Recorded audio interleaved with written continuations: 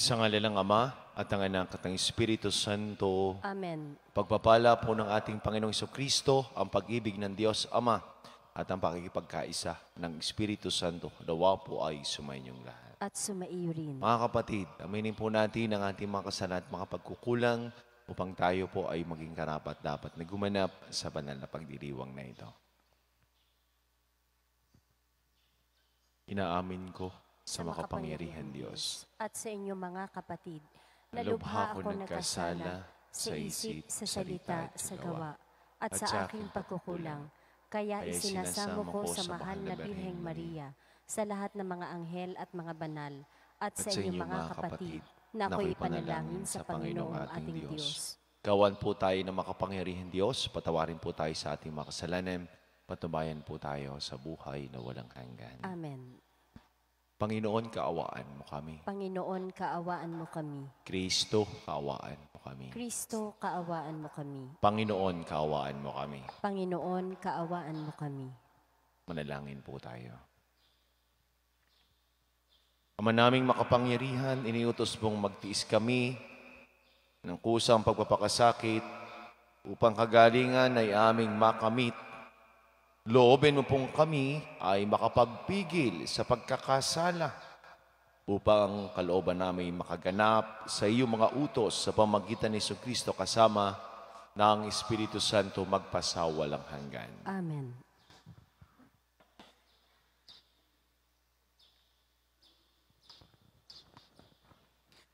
Pagbasa mula sa aklat ni Propeta Daniel. Panginoon, dakila at makapangyarihan Diyos, na laging tapat sa umiibig sa iyo at sumusunod sa iyong mga utos. Nagkasala po kami. Nagpakasama kami at sumuway sa iyong mga tuntunin at kautusan.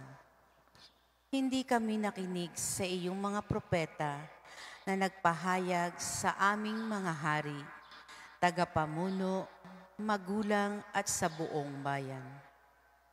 Panginoon, ikaw ay laging nasa matuwid at kami ay laging nasa kasamaan tulad ngayon. Ang buong Huda at Jerusalem, ang buong Israel at lahat pati mga itinapon mo sa iba't ibang dako dahil sa kataksilan sa iyo. Kami po, ang aming mga hari, pinuno at ang aming mga magulang ay laging nagkakasala sa iyo. Ikaw, Panginoon, ay mahabagin at mapagpatawad sa kabila ng lagi naming pagsalangsang at pagsuway sa mga utos na ibinigay mo sa amin na iyong mga alipin sa pamamagitan ng iyong mga propeta. Ang salita ng Diyos. Salamat sa Diyos. Salmong tugunan. Panginoong aming hiling, patawad sa sala namin. Panginoon, aming hiling, patawad sa sala namin. Huwag mong parusahan kaming mga anak sa pagkakasala ng aming magulang. Ikaw ay mahabag sa mga lingkod mong pag-asay pumanaw. Panginoon, aming hiling, patawad sa sala namin. Mahabag ka sana, kami ay tulungan. Panginoon Diyos na tagapagligtas, dahil sa ngalan mo, kaming nagkasalay patawaring ganap, at ang pagpupuri sa iyo na madlay hindi maglilikat. Panginoon, aming hiling, patawad sa sala namin. Iyong kahabagan ang mga bilanggong kanilang hinuli, dinggin mo ang daing. Sa taglay mong lakas, iligtas mo silang takdang papatayin. Kaming iyong lingkod, lingkod mo kaming parang mga tupa sa iyong pastulan. Magpupuri lagit, magpapasalamat sa iyong pangalan. Panginoon, aming hiling, patawad sa sala namin.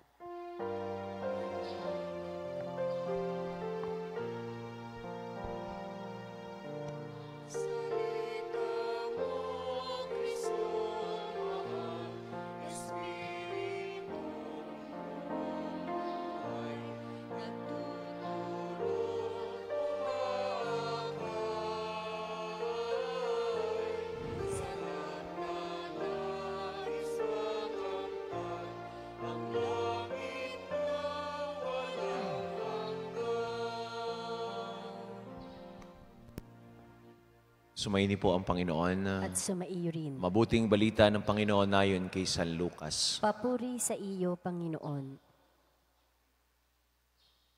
Noong panahon ngayon, sinabi ni Jesus sa kanyang mga alagad, maging mahabagin kayo gaya ng inyong ama. Huwag kayong humatol at hindi kayo hahatulan ng Diyos. Huwag kayong magparusa at hindi kayo parurusahan ng Diyos.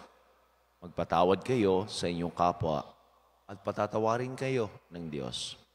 Magbigay kayo at bibigyan kayo ng Diyos.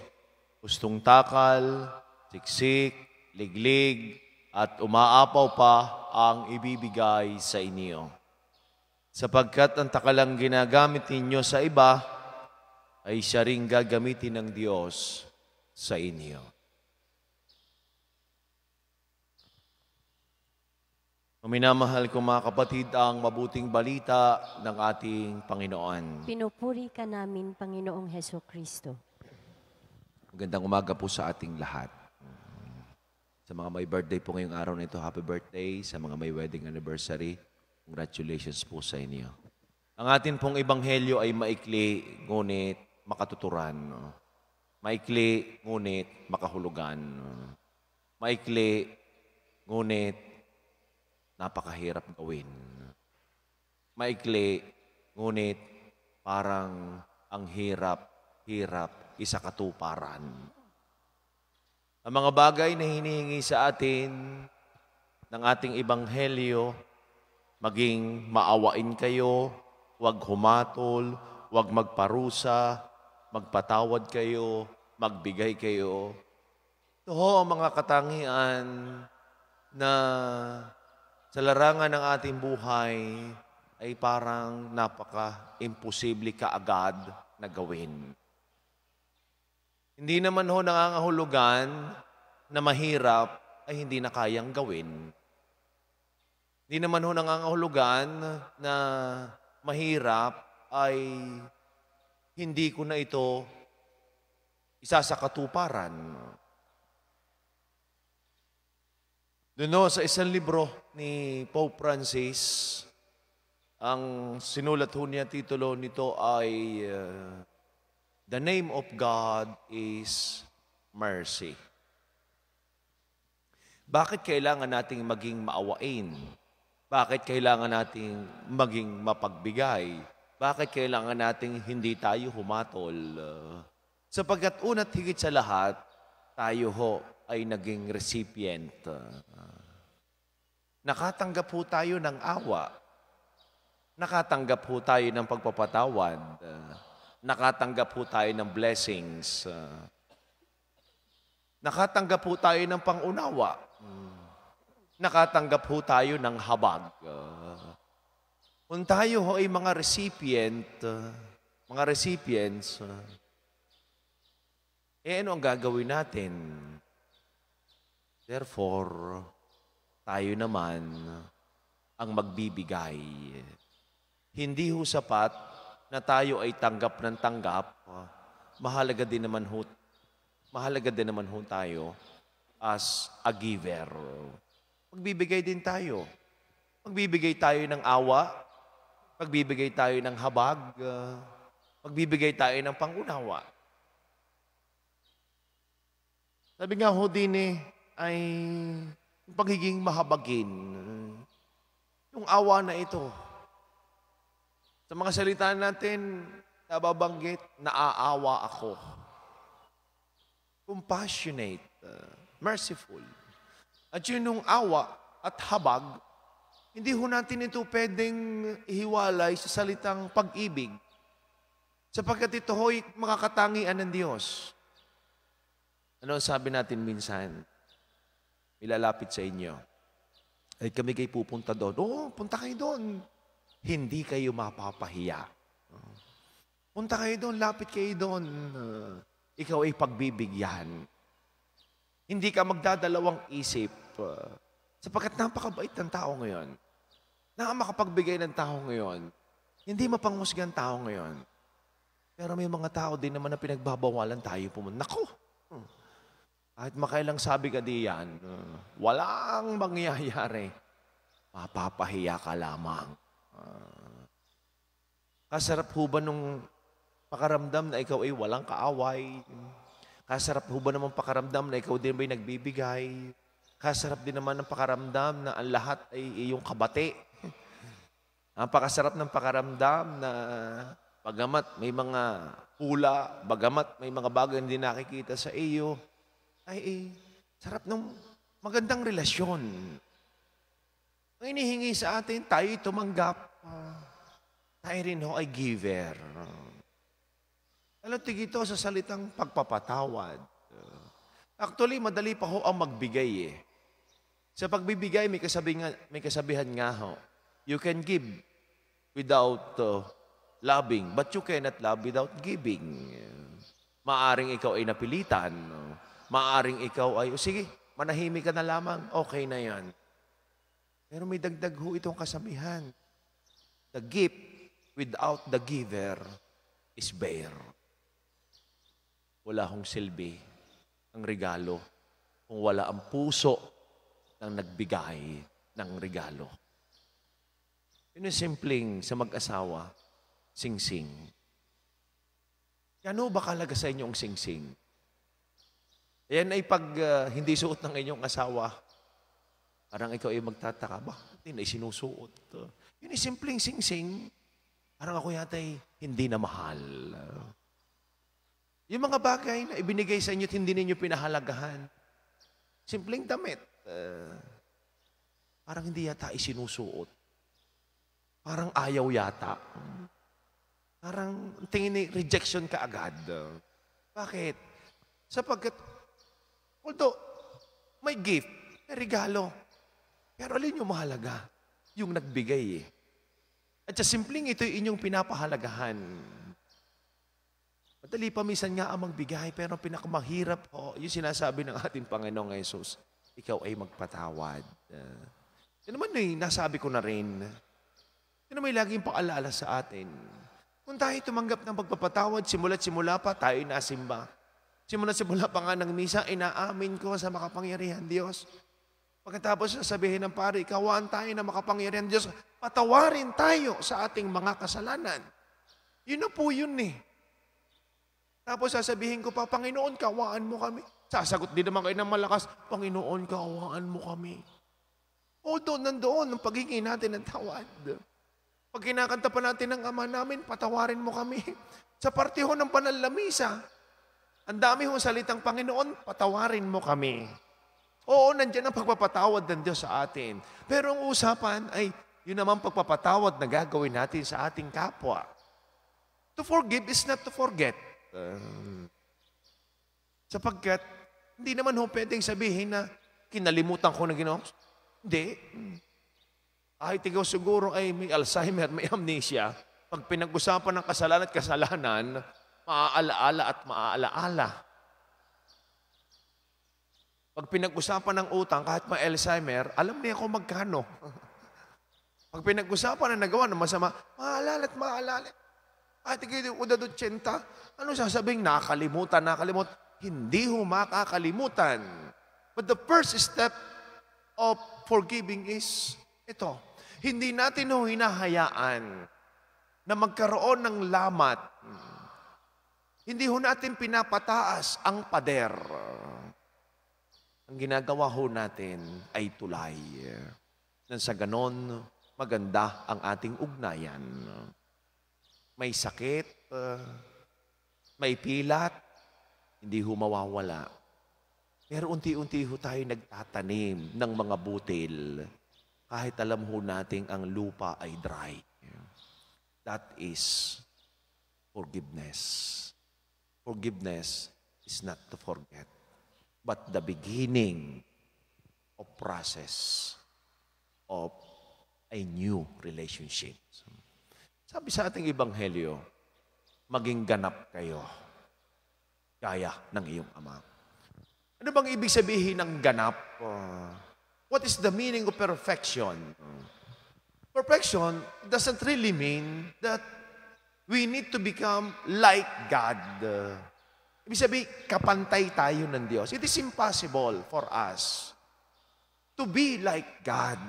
Hindi ho natin kaya na kapantay natin ang Diyos. Pero ang hinihingi lamang sa atin ay yung kaganapan. Ano ba yung pagiging ganap? Kaya sa stage ng tao, may kanya-kanya, may childhood, may adolescent, kanya-kanya. Kung ikaw ay mag-aaral, ang kaganapan mo ay bilang isang mag-aaral. At ano ito? Hindi magsusumikap pagtapos ng pag-aaral. Pag nakagraduate, yan ang iyong kaganapan. At kung ikaw naman ay may asawa na, ano ang kaganapan mo bilang mag-asawa? Iba na hong level. Ginagampanan mo ang tungkulin mo bilang isang ina. Ginagampanan mo ang tungkulin mo bilang isang ama. That is perfection.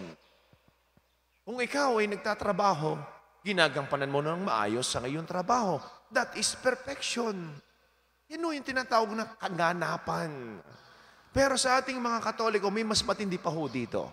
At ano ho itong kaganapan na ito? Bilang isang tao. At itong hinihingi sa atin, maging banal. Tandaan ho natin, religiosity is not synonymous to holiness. Anong ibig kong sabihin? Pag sinabi natin religiosity, nasimba ka, nagnonobena ka, ang dami mong lumuhod, luhod sa umaga, may paglakad ka pampaluhod, ang dami mong panata. Pero ang tanong, ito bang ebanghelyo'y nagagawa mo? Ikaw ba'y nagbigay? Ikaw ba'y nagpatawad? Ikaw ba'y umunawa? That is holiness. Manalangin tayo sa Diyos na mabait at mahabagin, nagpapagaling, nagpapatawad ng lahat ng ating kasalanan. Ang atin pong itutugon, Panginoong mahabagin, padaluyin mo ang iyong pag-ibig sa amin. Panginoong mahabagin, padaluyin mo ang iyong pag-ibig sa amin.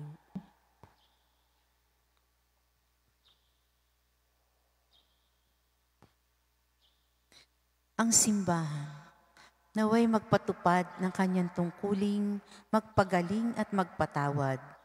Manalangin tayo sa Panginoon. Panginoong mahabagin, padaluyin mo ang iyong pag-ibig sa amin. Ang mga pinuno ng pamahalaan, naway magpakita ng kalinga at malasakit para sa mga dukha at api. Manalangin tayo sa Panginoon. Panginoong mahabagin, padaluyin mo ang iyong pag-ibig sa amin. Atin nawang makita ang ating sariling mga pagkakamali at iwasang humusga sa mga pagkakamali ng iba. Manalangin tayo sa Panginoon. Panginoong mahabagin, padaluyin mo ang iyong pag-ibig sa amin. Ang mga may sakit, mga nangungulila at may kapansanan, naway makatagpo ng lakas at kagalingan.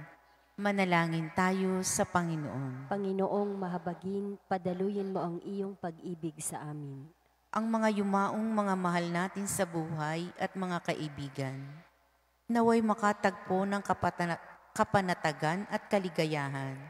Manalangin tayo sa Panginoon. Panginoong mahabagin, padaluyin mo ang iyong pag-ibig sa amin.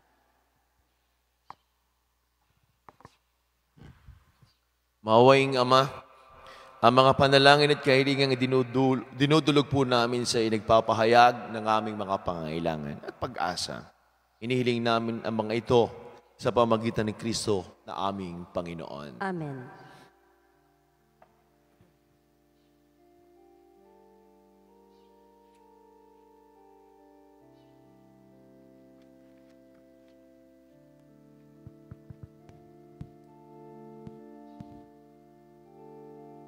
Kapuri ka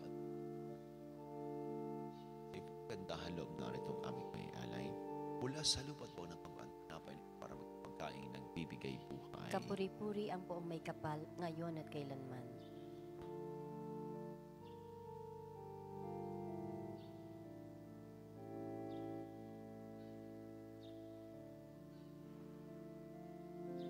Kapuri-puri ka, Diyos, sa malupit kaligtasan sa pagandahan loob na itong ay may alay mula sa katas ng ubas mo ng paggawang alak na ito para mag-inuming nagbibigay ng iyong Espiritu. Kapuri-puri ang poong may kapal, ngayon at kailanman.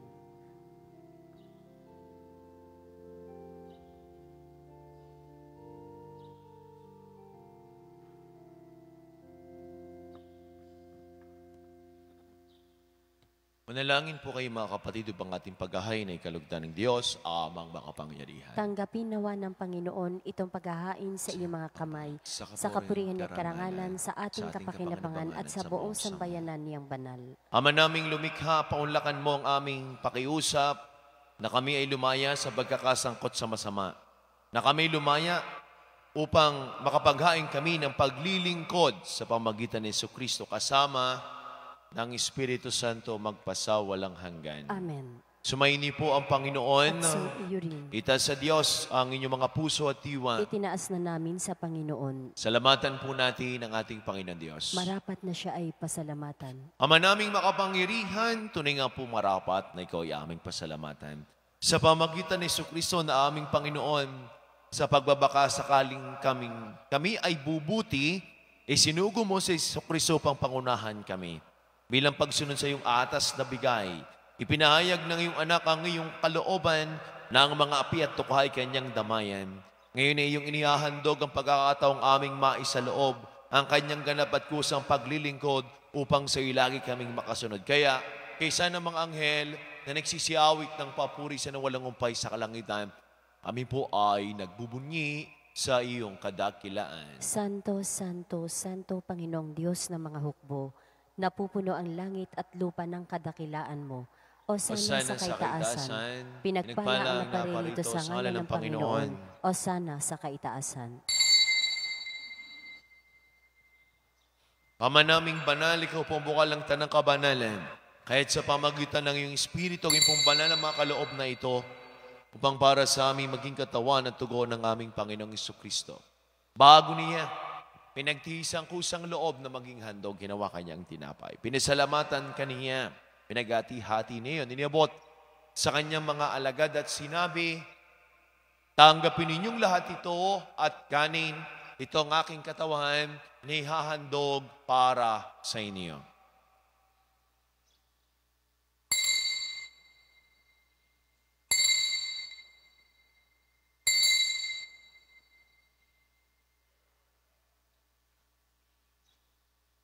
Kaya hindi naman nung matapos ang hapunan, hinawakan niya ang kalis, muli kanyang pinasalamatan. Inibuti ang kalis sa kanyang mga alagad at sinabi, tanggapin ninyong lahat ito, tinumin itong kalis ng aking dugo ng bago't wala hanggang tipan. Ang aking dugo na ibubus para sa inyo at para sa lahat. Sa pagpapatawad ng mga kasalanan, gawin ninyo ito sa pag-alaala sa akin.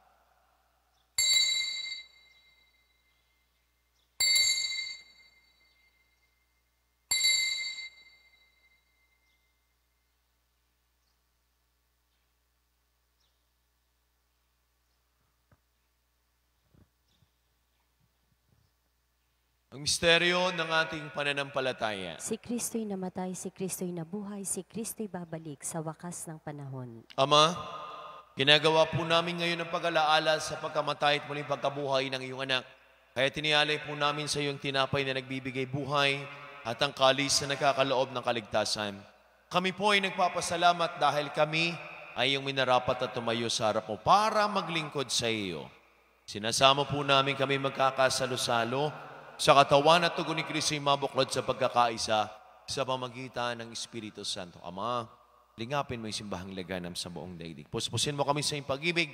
Kay San Francisco na aming Santo Papa at ni Gilbert na aming Arsobispo at ang lahat ng mga kaparian, alalahanin mo rin po ang mga kapatid naming nahimlay na.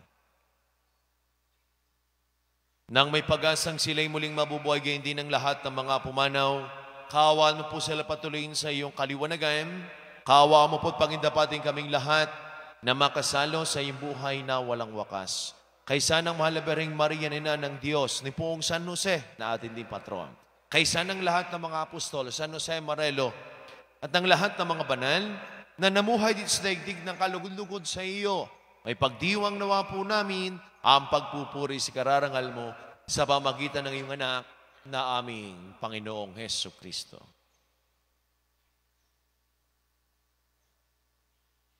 Sa pamamagitan ni Kristo, kasama niya at sa Kaniya, ang lahat ng parangal papuri sa ito sa makapangyarihan, kasama ng Espiritu Santo, magpasaw walang hanggan.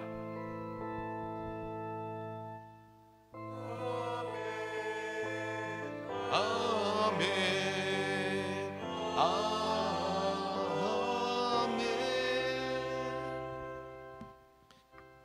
Sama-sama po nating awitin ng may kababaan ng loob at lakas ng loob ang panalangin tinuro sa atin ng ating Panginoong Hesus. Ama namin,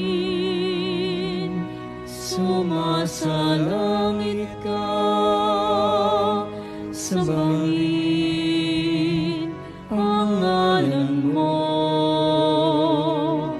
mapasa amin ang kaharian mo, sundin ang loob mo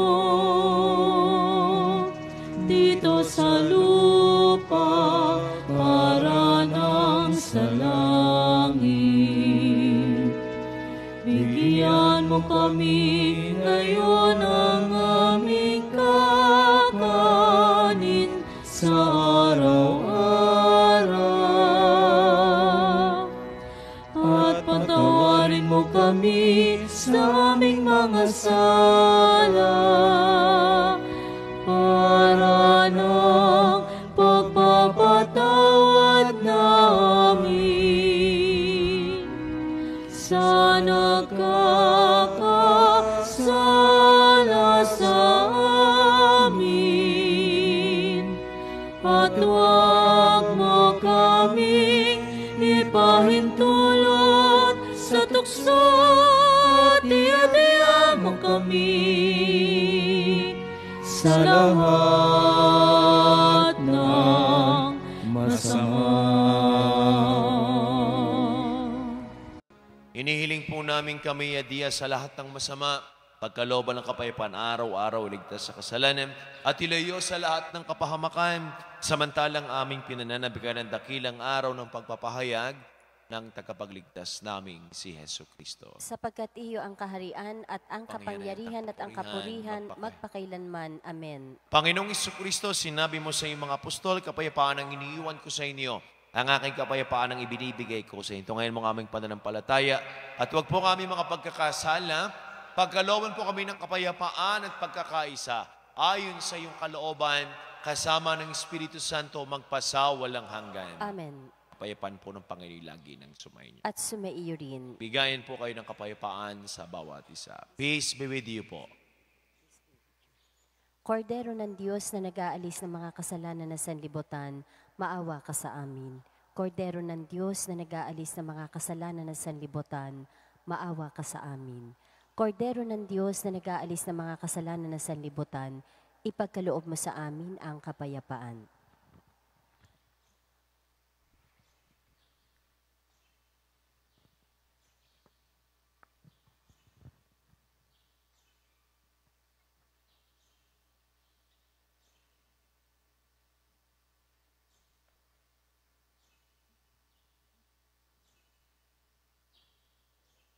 Minamahal ko mga kapatid, ang kordero ng Diyos, siya nag-aalis sa mga kasalanan sa sanlibutan.